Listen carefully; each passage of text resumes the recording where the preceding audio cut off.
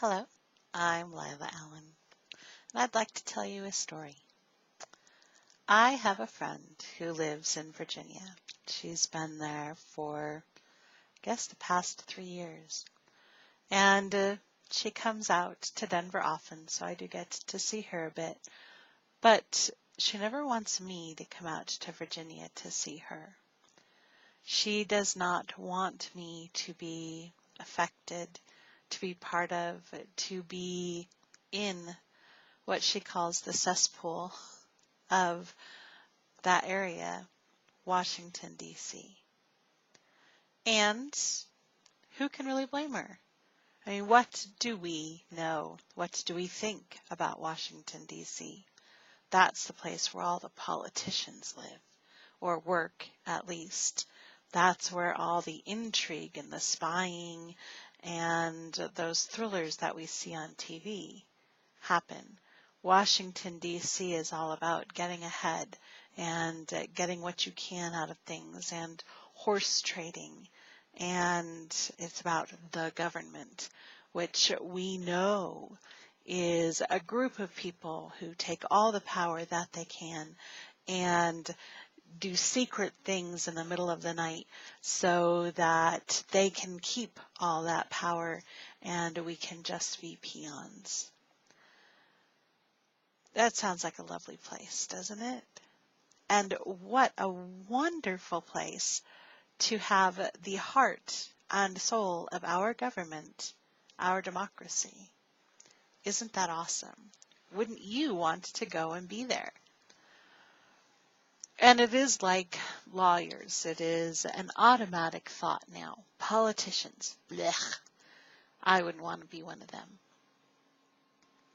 And honestly, I did take my American government class. I'm pretty sure I passed, but probably squeaked by. So do I really know how it's supposed to work in Washington, D.C.? No. And I don't know what the reality of it is either. But here is what I do know.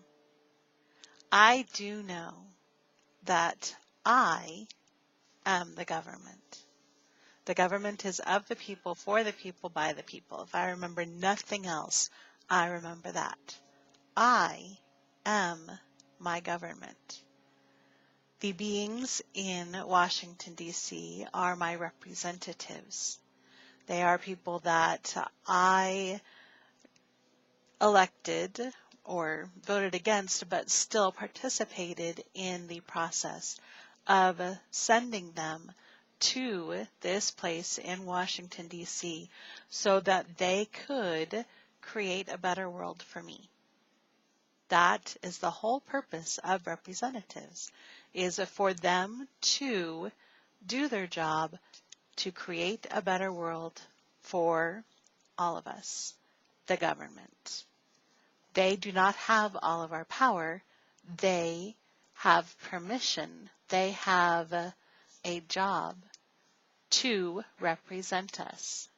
And yes, we are all diverse. We are all different, and we all have different wants and desires.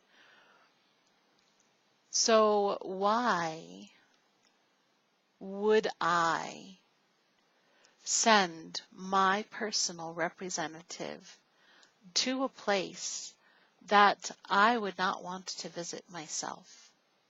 And why would I insist that they go there and rise above all the muck and the nastiness and come out with all these glorious things while I still think that it is a place of muck and nastiness?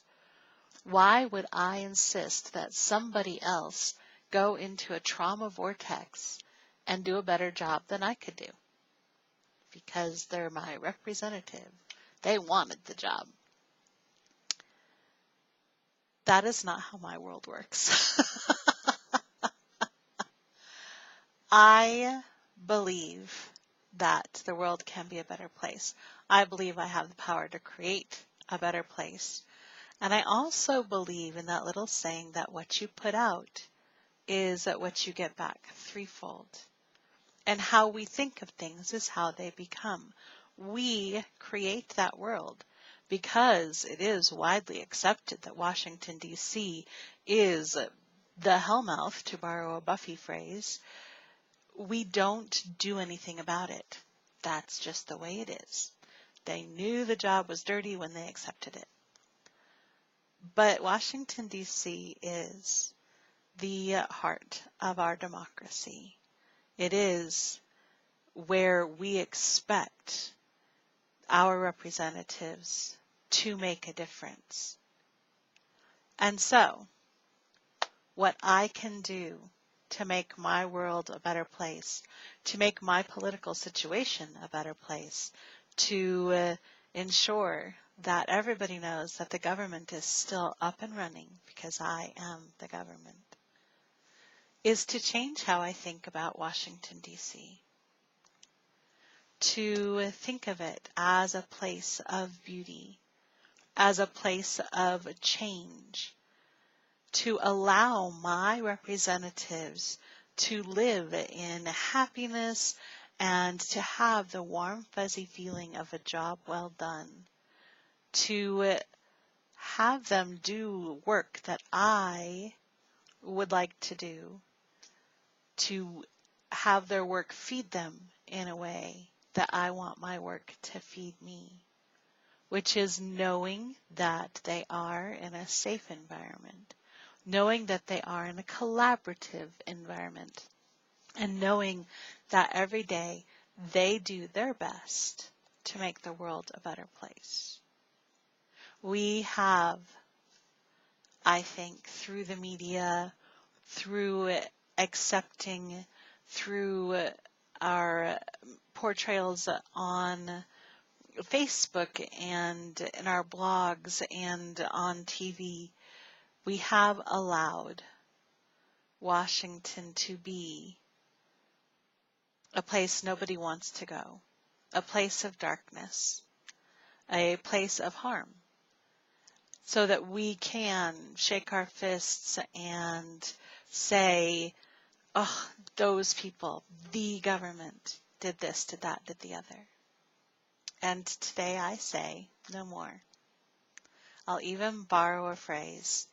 Let's make America great again by making Washington great again, by believing it, by seeing it, by feeling it, by creating it into a place of beauty, of love, of diversity, of promises that get fulfilled for the good of the whole nation.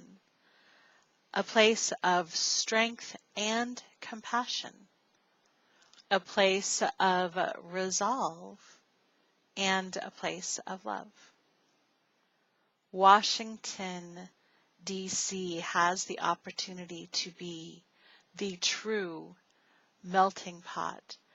Our politicians, our representatives, can be geniuses, can be diplomats, can be people who learn how to work together and still hold the line for their people. They have not taken our power. We have not given it away. But they are how we use our power currently in the government, as the government, for the government. So, today's happiness practice is to believe, to create, to send out thoughts of cherry blossoms, sunshine, people getting together, people taking a breath, people being able to work together, that my representatives are an extension of me, and therefore are happiness practitioners, and therefore deserve and will create a fabulous place. Thank you very much.